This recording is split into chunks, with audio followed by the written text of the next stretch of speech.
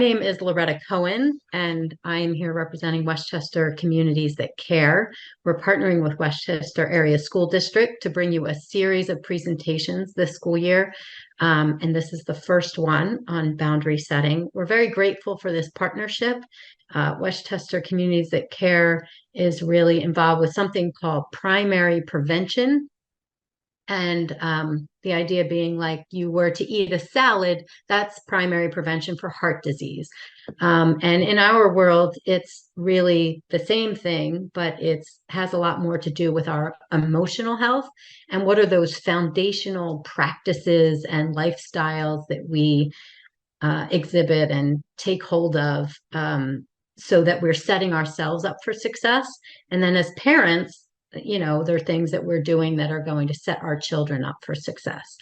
So again, very grateful for the partnership. And we are, I do have a survey that they're going to put into the chat as we start to get a little further into the presentation. I really hope that you'll take a minute to fill that out. It's short and sweet, but really helps us know what you thought of the presentation, any suggestions you have, as well as what would you like to see next? What kind of things are you interested in hearing us, have a presentation on? So thank you. I skipped over a little bit about me, but I hold a master's in social work. I spent most of my career in the field of disability, but have spent these last 6 years, again, in this field of primary prevention. And it's a very exciting place to be, I think, just because building resilience in kids is so meaningful and helps address a whole myriad of social issues. So I'm very glad to be here. And tonight, our one particular little nugget that we're going to talk about is setting boundaries. So, got to be on my screen apparently. Oh, sorry, before I got to that, just a few things that CTC has coming up. Next week, not next week, 2 weeks from now, October 11th, we have something called Parent Trek, which is really a bit of a follow-up for today. It's a time for parents to get together and talk about what's going on, and we can certainly focus this upcoming one on setting boundaries. I'd love to hear if anybody instituted any of the things we talked about tonight, how it's going, what the challenges are. It really just helps us to be there for one another. We really need to be cheerleaders for each other in setting boundaries because, as you'll hear tonight, it's not always easy. So I hope some of you will join us for that. On the 12th, we have our coalition meeting coming up, and that's an opportunity for us to look really on more a community level. What are we doing as far as primary prevention to set our kids up culturally around our culture? What are we doing? What things do we embrace? What social norms do we adhere to? And are they helping our kids or hurting our kids? If you'd like to be a part of that group, again, you can sign up on our website for that. On the 18th, we're starting a project with youth at Henderson High School. This is an opportunity for kids, high schoolers, to learn about factors that are influencing their peers and to also learn marketing skills and come up with strategies. I don't know if this will work. Can you guys, my screen bigger now? Woo! If you see this girl here with this "when you get trash," that was her message that she came up with. This is a transit shelter ad that is on Westchester Pike and 5 Points Road at the Wawa there right now. So it was just very exciting to see these youth come together, come up with a campaign slogan, and then actually see it be used out in the community. That's what Thrive projects are about.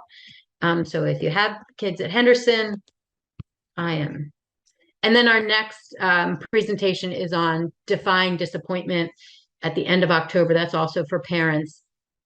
Matt Bellis is a comedian and a psychologist, so he's always fun and entertaining to listen to. And he's going to help us learn for ourselves and to help our kids overcome challenges that life sends our way. All right, so boundaries. Boundaries. We're going to talk about what types of boundaries they are that are out there. why they're important, and some how-to tips for you. But if it were easy, we wouldn't even be having this conversation. So we're also going to talk about what are some of the roadblocks and things that get in the way, how our own parenting styles can impact whether it's hard or easy for us to make boundaries, saying no, but also trying to get to yes. And then, of course, the ever elusive parenting of teenagers.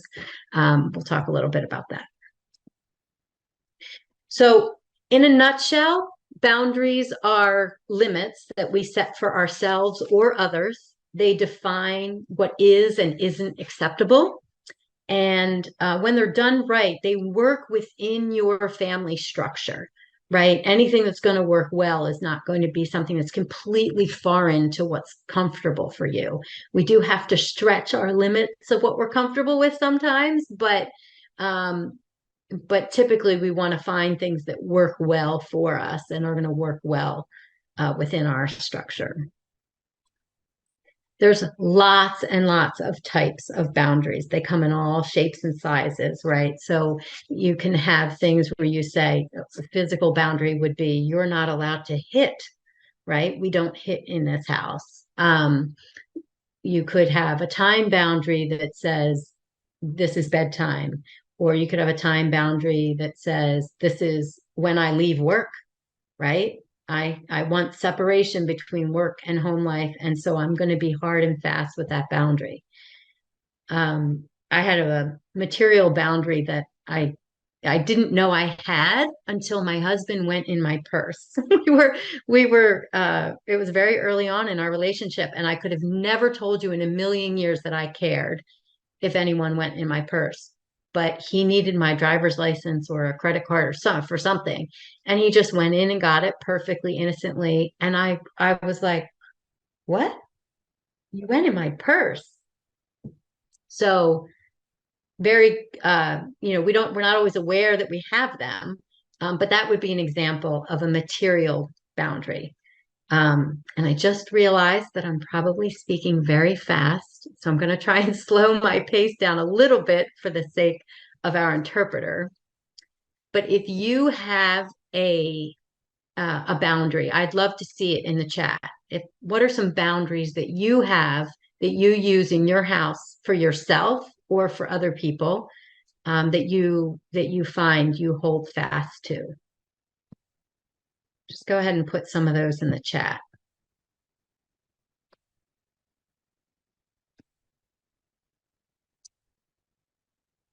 Don't be shy. I don't know how many people are in this group by now. I heard a lot of doorbells ringing. I think we've got enough people. Any boundaries that you have? No phones at the dinner table. That's an excellent one. When homework has to start by, I like that. Yep, homework time. Excellent to have structure around homework, really helps kids. No food left in the bedroom. Some people say no food at all, and yours is no food. So let's see how they could be different. Some families might say no food in the bedroom at all. Another family might say you can take food in there, but you may not leave it. It has to come down. No tablets in the bathroom. Okay. Yeah. No eating on the bed and mobile off before going to sleep. Excellent. Yeah.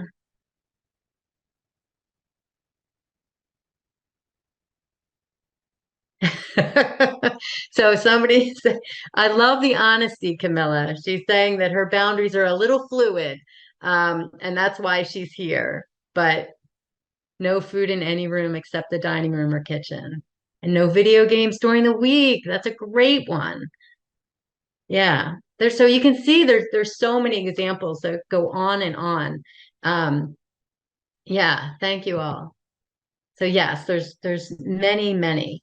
Boundaries are actually there's actually also two categories of boundaries, right? We have all these different types, but these other two categories, one are ones that we set for ourselves, right? So a lot of ones that you just spoke about were ones we're setting as parents for our children. And that's the second set.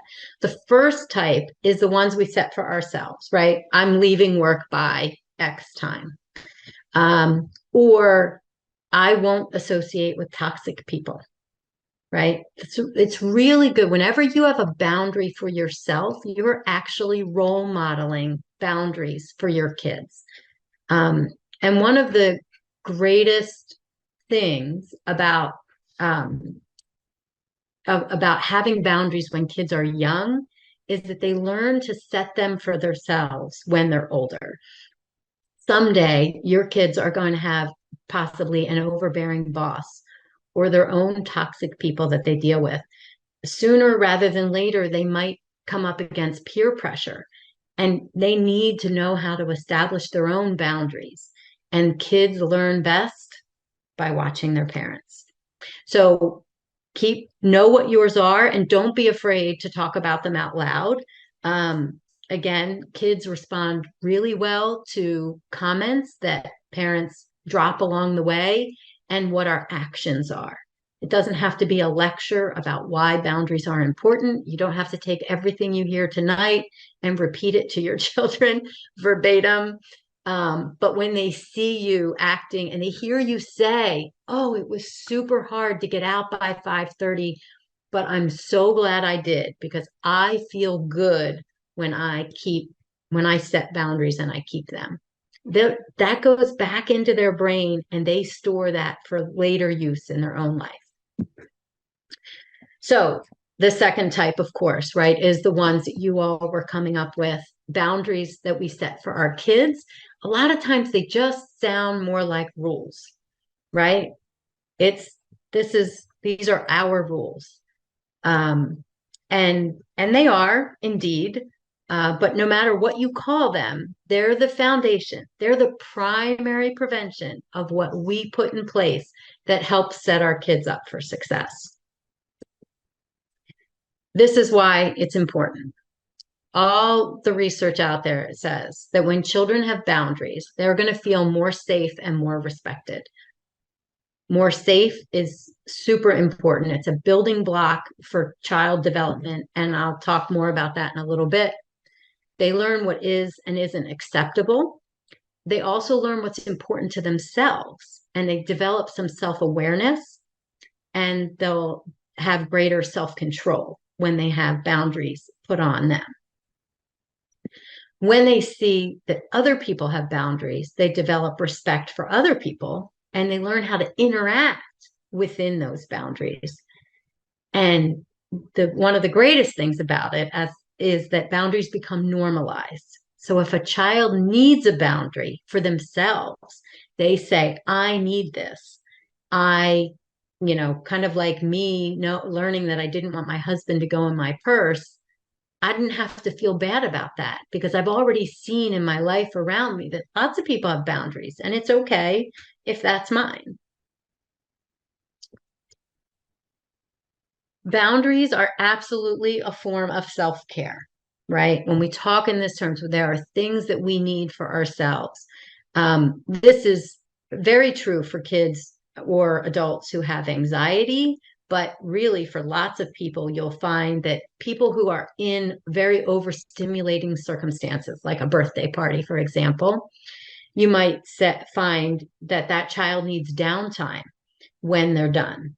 Like they come home from a birthday party, they can go, but we know that when that's done, they're going to need some time to themselves. They're going to need some quiet time, whatever that looks like in your world. And it's no different than you coming home or me coming home after a day of work and saying, "I just need 10 minutes. I need 10 minutes until I can put my mom hat back on," right? Sometimes you go in the bathroom, you wash your face, you just, a couple minutes to breathe, and then you go out and you're ready for the next piece. That's boundaries as self-care. That's that first piece of doing it for your own emotional health and teaching your kids to set for their own health as they grow. The second set, as I said, has a lot more. The second type is a lot more like the family law, not law like a lawyer, although some of you out there might be lawyers. I don't know. Um, but it's the rules of your household.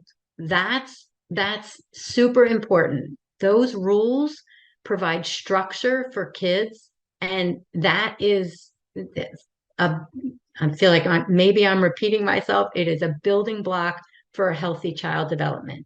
It's super important. I feel like if you remember nothing else from tonight, that structure super important for kids as they grow. And you'll find kids who have it when they're young, as they get older, they still want that. And we're going to talk about teenagers in a bit. But desperately need structure in order to thrive. And that's really what we're going for. Um, so let's talk about why it's so important, right? Um, the research says that kids get humans, I say kids a lot because I know that's where we're focused, but it's really for all humans. Structure gives us order and predictability.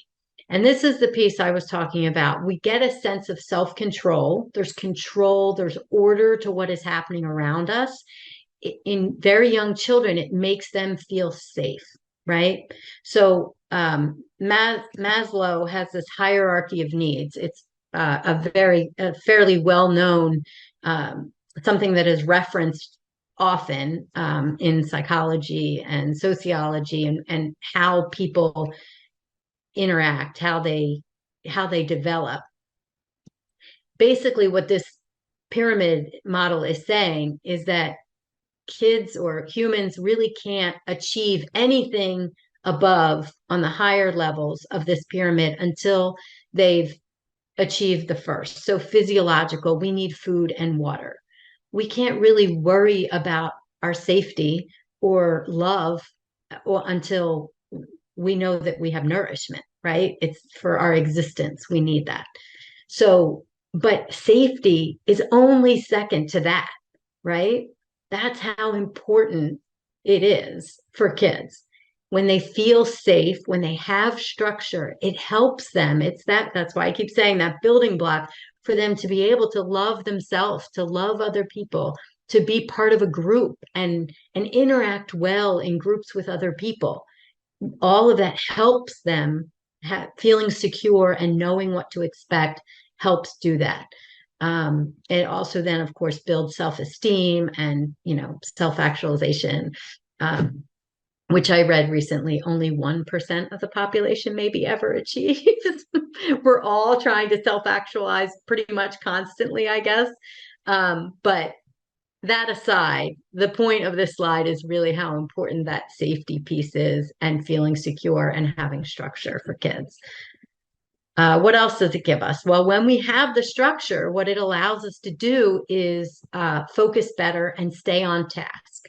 And so I want to give a shout out to the parents who mentioned something about homework time. When you're it's proven that kids who have a set place and time to do their homework have more success with that.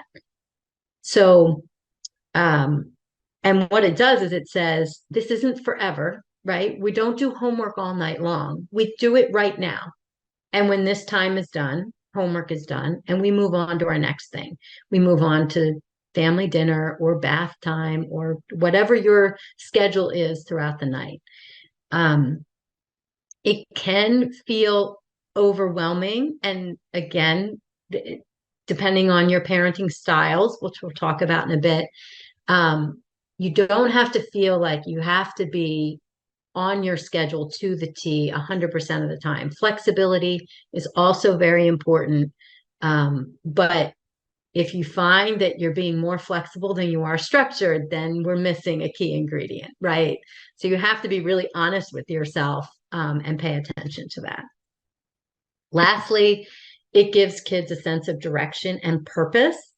It can start to feel far-fetched, but it's a building block, just like that pyramid I just showed you. If you think a bit about it, as we start with structure, we feel safe and secure. That means we can focus. And when we can focus, we can make plans, we can be more productive, and then we have time to make plans for our future and develop. So it all works together. It's all leading toward these things we want for our kids as they grow. So how to, right? The very first step is to set boundaries for yourself. You want to have your own boundaries identified. I know you have them, even if you didn't put anything in the chat. We all have something that would constitute a boundary.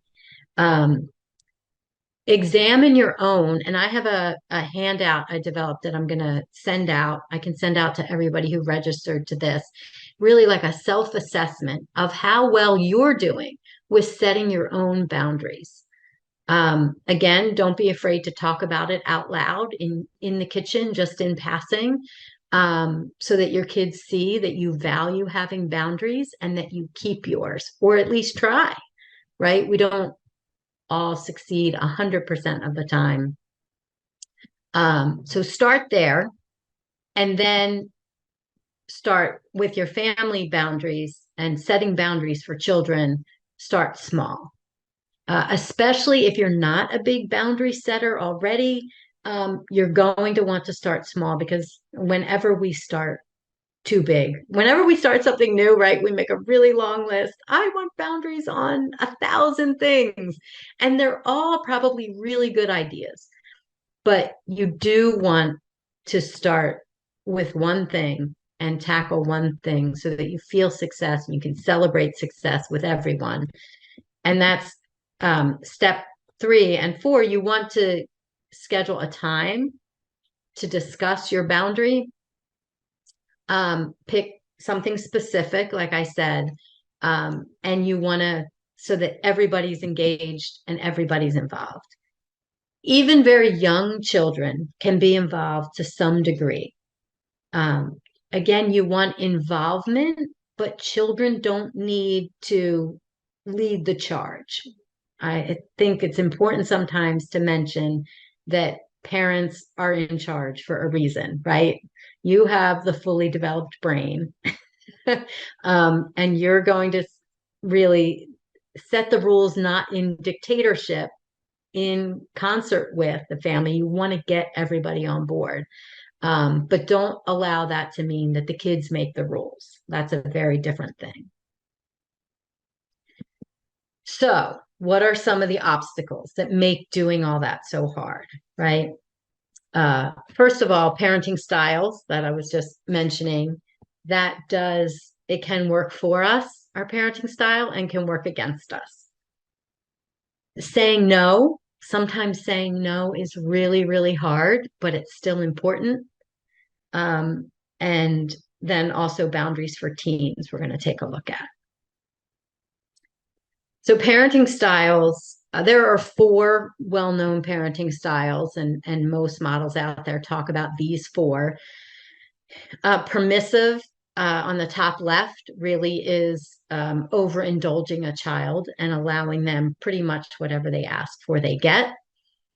A neglectful parent, although I don't love the term neglectful, I think this kind of sounds like abuse and neglect, and I'm not discussing that level of, I think a better term is uninvolved, and they use that there to describe it. An uninvolved parent, just who provides very little nurturing and seems sort of indifferent, right, to whether a kid comes or goes, whether they're home in time for dinner or they're not, whether they eat their vegetables or they don't. Like that's uninvolved parenting.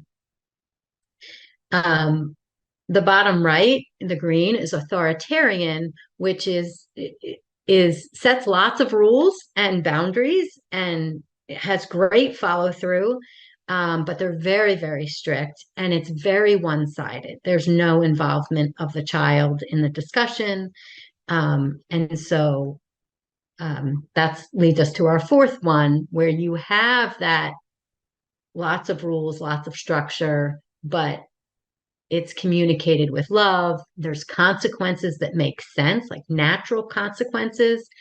And everything is very clear to the child. It's not just arbitrarily, or it might not be done arbitrarily by an authoritarian type parent.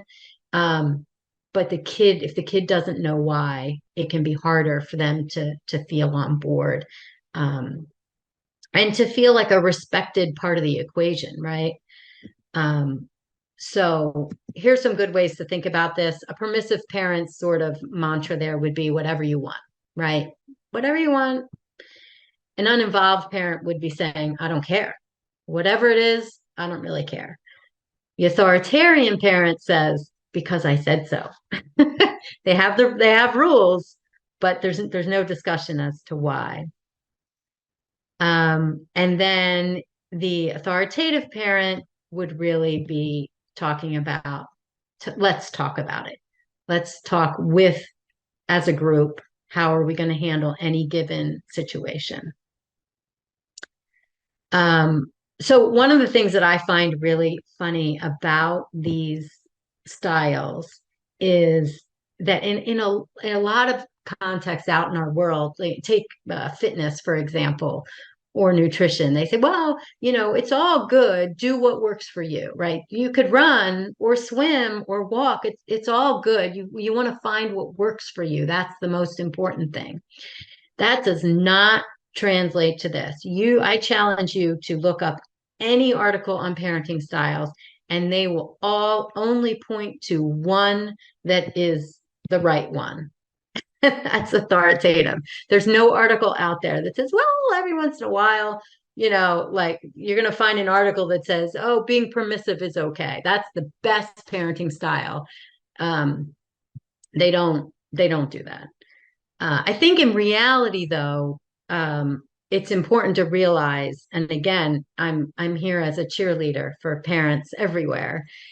We can't be the best parent there is to be 100% of the time.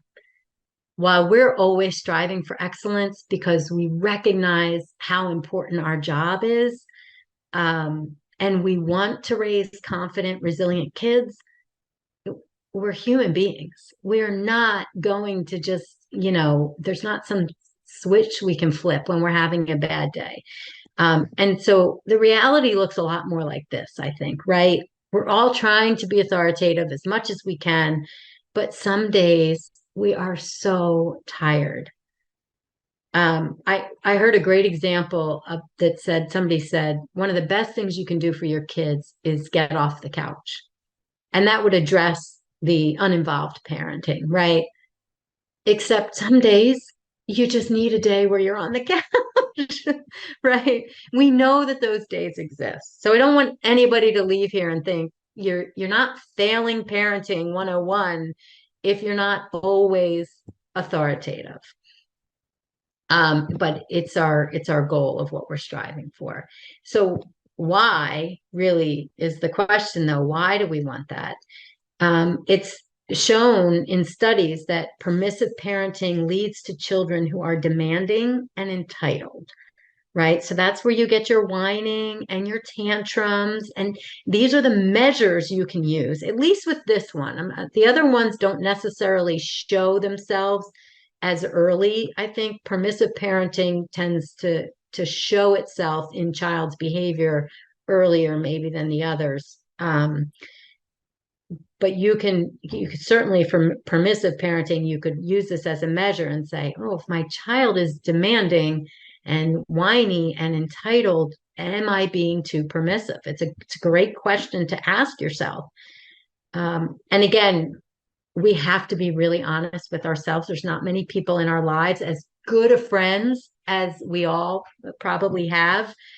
It's a hard sell for somebody to step up and tell you how you're not being a good parent. People don't respond well to that, so most people don't tell us. So we have to take a hard look in the mirror on these things. Parenting, and uninvolved parenting often leads to children who are insecure and have low self-esteem. Authoritarian, again, right? Tons of self-discipline. These kids learn to be self-disciplined because discipline was drilled as a very important, it was modeled for them and they saw it. And so they'll learn self-discipline, but they might also end up being rebellious and having low self-esteem. And I think the one that makes a lot of sense to me is this being less able to make decisions for themselves. because someone else has been making their decisions their entire life. Authoritative, on the other hand, leads to kids who can self-regulate their emotions, they build more resilience, and they're better decision makers. So that's why there's only one way we're supposed to parent. So what happens if the parenting style you have does not match your spouse's, right? Your partners might be have grown up in a different household type thing you grew up in. And so it really can lead to some challenging discussions, right? I found this online, a couple of ways that we can look at to help get on the same page with your partner. It's probably, I like the second one, communicate regularly, because it's probably going to need to be something that you revisit with each new boundary you're trying to set, each new stage of life your kids go in, right? Because our parenting styles are born out of what we grew up with, and they're not easy to change. Not that they can't be changed. We certainly hope they can be. But it takes work. And it takes partners who support and understand each other and understand that we're coming to our role as a parent with our backgrounds. So find common ground where you can, right? A lot of times you have to celebrate that stuff. There are things, pieces of the boundaries that you might be able to agree on, and start there. Do not ever put the kids in the middle. They will see that and use that against you. Right? I think it's something we know. Like if you ask the person on the street, is it good to put kids in the middle between an argument between parents? And everyone would say no. But sometimes we slip and it happens because life is busy and we're moving. I would just be very careful of that one. Have your disagreements. You're going to disagree. You're not always going to be on the same page. Have those conversations behind closed doors together so that when you do come together and talk to the kids, you're on a united front. You're having on the same page. Take a class. I love this suggestion. I feel like it's such a great suggestion. It doesn't have to be a class, it could be any parenting class, I think would pull you together closer as a couple, because it doesn't have to be a class on boundaries. You don't have to both be sitting in on this one in particular, but any class that you take together is just going to build those bonds that you have and reinforce the fact that you're on the same team. This is a great one. Setting no, I have to check my time. Saying no and getting to yes, right? So part of why saying no is so hard is that there for a while in our culture, there was this idea that you shouldn't say no to kids, that kids were being told no so fast and so furious. And this still happens. Sometimes I see it. I've seen it out in my community where a kid barely has the question out of their mouth and their parents are saying no already. That's not what we want, right? It should be a conversation. You should hear what your kid says. The concept behind that strategy was that you want to get to yes. So if your kid says, "Can I go out and play?" but they haven't finished their dinner yet, you don't say no. You say, "Sure, when your vegetables are done," right? Sure, when your plate is clear, we're going to all go outside. It's a much more positive way to handle the conversation. I am 100% on board with this concept. The issue comes if we take it to mean that kids should not be told no. There are a few really good reasons to tell kids no. We don't always just get what we want, and we don't always get what we want right away in life. And having your parents be willing to say no to you is really helpful to a child. Part of why it's hard is because as parents, we adore these tiny humans walking around in our world. They're so fabulous. And sometimes it is really hard. We don't want to be the ones that have to say no to them. That maybe the kids cry, sure, but you're going to make them so much better off if you're willing to say no when you need to. And here's what it does. So it reduces impulsivity in kids. Kids can learn to wait, right? They can learn that if another reason it's hard, sorry, is in our very affluent society. If you live in an affluent household, you can give your kids, it's not the money that says they can have. I want to use this example of American Girl dolls because I know my kids had one, and there were other kids in their world who had 6 or 7 American Girl dolls. But whatever the thing is right now in your stage for your kids, they can wait for it. They can wait till their birthday. They can wait till the holidays, or they can have just one. They don't need to have 6 or 7 of the coolest, latest gadget. Um, Helping your kids learn that they don't get things right away is impulsivity is a risk factor for substance use, actually. And so it again, that's one of the reasons that it's very important to help teach our kids and help our kids learn to wait. Also, someday they're going to have to be in line at the DMV, right? And we all have to wait there. I know we have our phones to keep us busy now, right? So waiting isn't as hard as it used to be. But our phones are one of the reasons that waiting is harder. We are used, as a culture now, we are used to instant gratification, and it's not good for kids. So consider making them wait. Consider saying, no, not right now, or yes, in a bit, right? The other factor is that it teaches them there is power in overcoming things that are hard. And so if they don't have the same things that everybody else has, that can be good for them, right? It feels hard to them in the moment, and it's hard as a parent to say no, but it can be very good for them. It actually overcoming challenges and doing things that are hard is actually a protective factor against substance use. Right. So again, really good reasons down the line. It's a key, it's a piece, right? It's a piece of the puzzle that we're trying to build. And then also, so teenagers, we had said that's another thing that makes boundaries difficult is that they change, right? So what is a boundary when your kids are young might not be the same boundary when they're in middle school or high school. And how do we do that? Right? How do we change? When do we change? And really the big key is gradually. You want youth need to be allowed to set some of their own boundaries, and even young kids can start to do that. I can remember saying, well, how many cookies do you think you should have? 1 or 2, right? Like you can start to give them in small increments, and then you want to build on that. That's really the key as our kids are growing, to give them little ones you think they can handle as they grow. When they do become teenagers, understanding brain development is really, really important.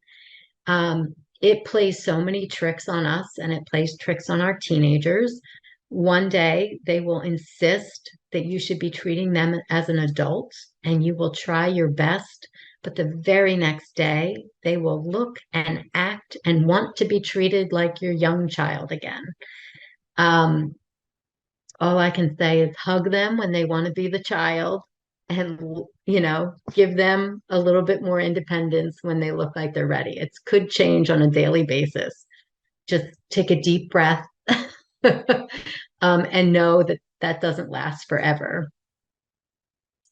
The big issues, the big things we set boundaries around. There's 1,000 little ones. You put some in the chat earlier, and I've mentioned a number of them. But there's some really big ones that we need to set boundaries around as parents. Tech use is a huge thing. We must set boundaries around that. Driving, uh, substance use. I really recommend establishing a family contract or an agreement. We have a sample one of these I can send along as well when I send you that other thing I said I was going to send you. Um, it really helps to have these things done up front. You want to have an agreement that everyone can get on board with using those same strategies I talked about earlier, having boundaries for yourself around technology use and letting your kids see that long before you give them a phone is going to make it light years easier for you to put boundaries on them when you decide they're ready for a phone. Um, when you say, we all leave our phones in the kitchen at night, they don't go upstairs, right? Then when your kids come along, and yes, it might mean you need to get an old style alarm clock in your bedroom because you're not using your phone to wake up. But the benefit to your kids is huge. It's worth a dozen alarm clocks. um, yeah, definitely have boundaries for yourself around these things. Boundaries that you have around alcohol are really great to say out loud that you have them and why you have them. And then when it comes time for your child to have a phone or get a car, or they turn 21 and you say, okay, we had a family rule and a contract that no one would drink before 21, but now we have a that's changing, right? So now that it's changing, what do we do? What does our contract look like now? Again, if your kids saw you have boundaries around alcohol, you're gonna go so much further. The conversation's gonna be easier to have. Very important piece of that contract and that agreement is the consequences. Having those discussions, if the family rules are broken, then what? And I think I mentioned this real quickly, but again, I'm a big fan of having these established ahead of time. You would do it before your child got a phone, before they got a car, before anybody even ever thinks about taking a sip of alcohol. That way, you're not saying, we're doing this because you behaved badly, right? We're gonna set these boundaries because they're good for all people. Boundaries are healthy, limits, structure in our life around these things are good. And we know substance use is really risky for teens, and we know tech use is really risky for developing brains. We know driving can be dangerous if you're texting, right? These are things we know. We know now. We have tons of data that will tell us all of this. So it's not about your child. It's about all humans. So that's sort of where we are. I don't know what's a little recap. Looking at how I'm doing on timing. Really set boundaries for yourself as a start. It's self-care for you and also to model for your kids. Set boundaries for youth in your life to provide structure, a sense of safety, and a foundation for them for success. Choose one boundary to start with that's gonna set your family up for success. Involve the whole family and work as a team with your partner and your kids. Create family contracts for the big stuff. And remember that the power of no, it teaches self-control to kids. You don't have to be afraid of being the mean mom. If they think you're mean now, they will appreciate it when they're older. And then help youth try out boundaries gradually. Yeah, that's our recap. I'm going to leave you with this quote. I just found this quote online. I had never heard of this guy, but I love this quote. Boundaries are basically about providing structure, and structure is essential to building anything that thrives. Loretta, we So, do have one thing that was put in the chat for you by Stephanie. okay. Do you want me to read it or do you have it up? Yeah, let me I can read check. it. My daughter is 6 and sometimes wants to be picked up and carried places. We pick her up because one day we won't be able to. Is there more on the permissive side or allowing them to act like a child when they want to be, if that makes sense? Yeah, again, so I think the answer here is this is something you've chosen that feels right for you, right? If if your child is if you're picking her up because she's whining and crying and sorry, but annoying, then that's a problem. If you're picking her up because you want to, you choose to, and it's working well, and you're not permissive there's 1,000 areas of parenting, right? If you're not being permissive at the dinner table, and you're not being permissive with screen time, and you're not, then that's how you're going to know. I mean, in and of itself, carrying your child because you can is that you're loving on her. And, there's nothing particularly wrong with that. I would be very careful if it's because of whining. No, she just likes it. Yeah. um, it is being recorded, and we will try to have it up on our YouTube channel. I can send it out, the link out in a couple days, probably with those forms to anyone who had registered ahead of time. Yeah. Hopefully, you'll have the link by tomorrow. Perfect. Is there anyone else? Was there any other questions?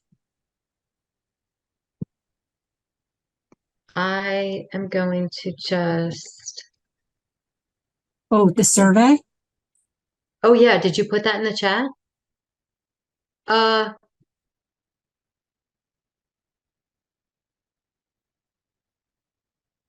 think Mary Beth is putting our survey in the chat. I hope so. Um,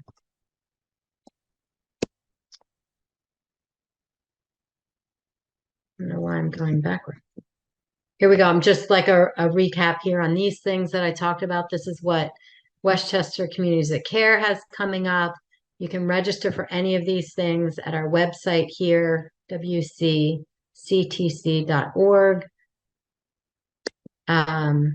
Yeah, and this is my contact information. If anybody wants to get in touch about anything we talked about tonight or any of those things that the coalition has coming up, I'd be more than happy to chat with folks. Loretta, I did post the link. So if people Okay. would take a minute, I was supposed to put it in at 7:15. Sorry. Um, it says, how do you suggest approaching a reset to really set these firm boundaries? Do you have any ideas on that one? So, assuming this means that you feel like things have sort of gotten out of control and now you're okay, we need a complete reset. I think I would go back to pick one thing.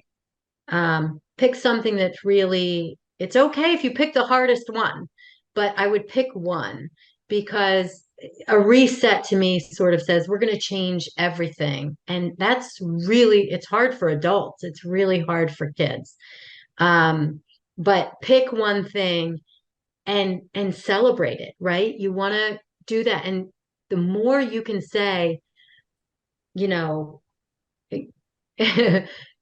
we're the Johnsons. We're amazing. Look at us. We are so great. We're the Cliftons. I'm giving Mary Beth's family a shout out. Like, Hi. look how great we did with everyone staying at the table till everyone was done. That's so good for us as a family, right? You're gonna celebrate that to no end and make everybody feel really great. Then when you want to add another boundary and you're ready to add the next thing, the kids will respond to that we're the Cliftons, we're the Johnsons, we do this stuff well, we do this family thing well. Yeah. So we had one more while you were talking. Sure. Christine said you mentioned a program at Henderson. Is that being offered at other high schools in the district as well? Not right now. We potentially in the spring, we're doing it sort of as a pilot this fall in at Henderson. So I would say sign up for our mailing list. And definitely stay tuned because we're hoping to do more of them for sure.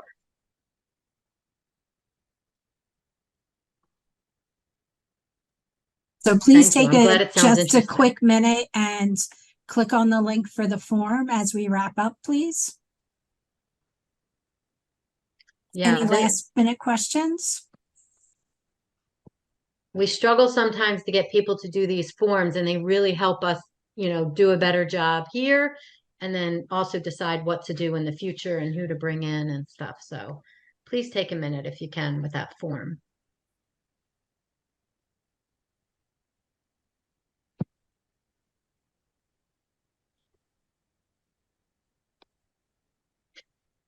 I'm putting my email in the chat. It's mobilizer@wcctc.org because I cannot walk and chew gum. It's easier if I say it out loud while I'm typing it. Oh, it won't send.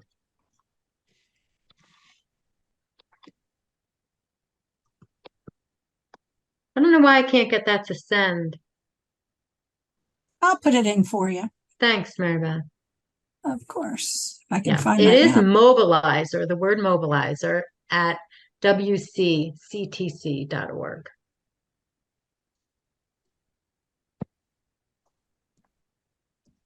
Strange.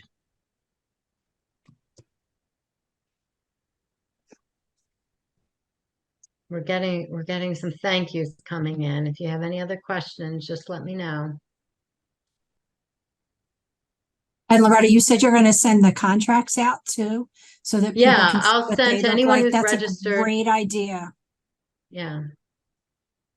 That's a great idea. Because those contracts, we used to have ours for technology up on our refrigerator to Yeah. refer back to. Yeah. No problem, Lucas. It said you missed most of the presentation. We'll have it up on our YouTube channel.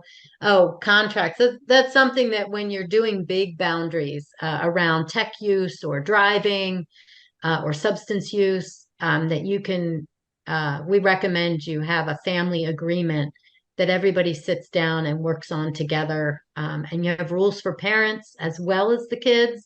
It really helps it helps kids know that you got skin in the game too. So yeah, we'll forward those along to folks. And our date for the next one, Loretta, is October. 24th. So hopefully Yes. we will see everybody again on October 24th. The topic is It's called Defying Disappointment, and it's about how to overcome life's little and big challenges.